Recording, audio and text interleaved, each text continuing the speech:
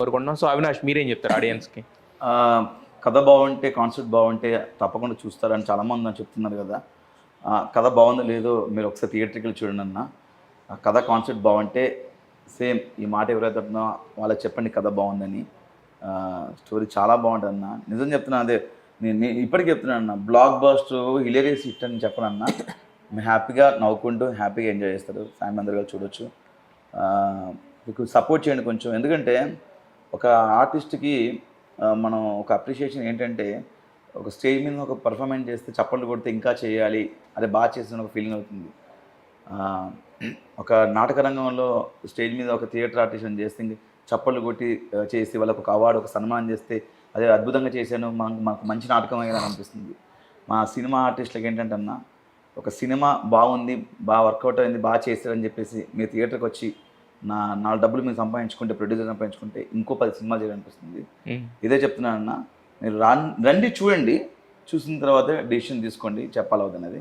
Please do watch Woodcut Balaraju on theatres. And please ఈ interview share చేయండి. నేను clarity ఇచ్చిన, ఒకవేళ నేను తప్పు చేసిన క్షమించండి.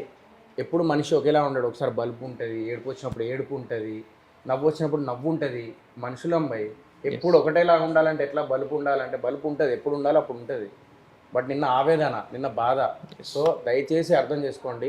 ఒకవేళ మీరు వేరేలా పోర్ట్రే చేసుకుంటే నేను ఒక్కటే క్లారిటీ ఇస్తున్నా, నేను కేవలం యాజ్ అ ఫ్రెండ్గా, యాజ్ అ బ్రదర్గా మీ అందరినీ రిక్వెస్ట్ చేసినా, నన్ను ఇష్టపడే వాళ్ళు ఎవరైనా వెళ్ళి చూడండి రా ప్లీజ్. ఈ మంచి సినిమా, ఫ్యామిలీతో కలిసి చూసిన సినిమాని రిక్వెస్ట్ చేసుకున్నా, ఏడ్చుకొని నేను చెప్పిన. వల్గారిటీ యూజ్ చేయలే నేను అందులో. నేనేం గట్టిగా తిట్లు తినుకుంటూ మాట్లాడలేదు. రిక్వెస్ట్ చేసిన ఏడుస్తూ. నా లాంగ్వేజ్, బాడీ లాంగ్వేజ్ అట్లాంటిది. నేను ఏడ్చినట్లనే కనిపిస్తుంది, నేను మాట్లాడినట్లనే కనిపిస్తుంది. నన్నేం చేయమంటారు? అది నా తప్పు ఎట్లయితుంది? అది మేము కూడా ఎప్పుడైనా ఫోన్ చేసి డేట్ వదలట్లంటే అంతే అన్న, మీరు ఇంతే ఇయ్యకండి అన్న, నా సపోర్ట్ చేయకండి అన్న, మా మీద వస్తాడు. మాకు అలవాటు, మనోడు ఇంతేనా, మాకు అలవాటు అంటే మీకు తెలుసు కాబట్టి తెలియదు కదా అందరికి.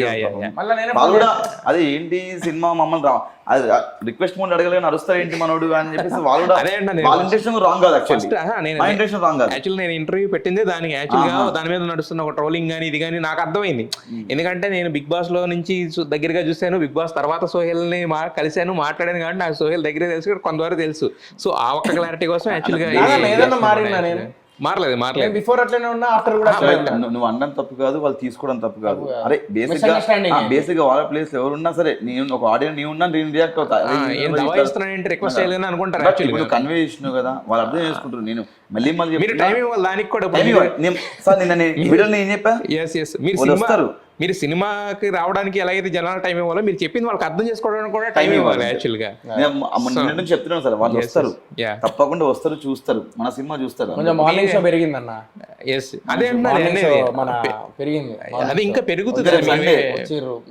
వచ్చేది సండే. యాక్చువల్గా ఇప్పుడు ఇంకోటి ఏంటంటే, ఈయన అవినాష్లో నాకు నచ్చిన విషయం ఏంటంటే, మీకు బిగ్ బాస్ లో సపోర్ట్ చేయడం కాదు, ఇక్కడ సినిమాలో సపోర్ట్ చేయడం కూడా, బయట కూడా ఈయన సపోర్ట్ చేసిన విధానం మాత్రం నాకు నిజంగా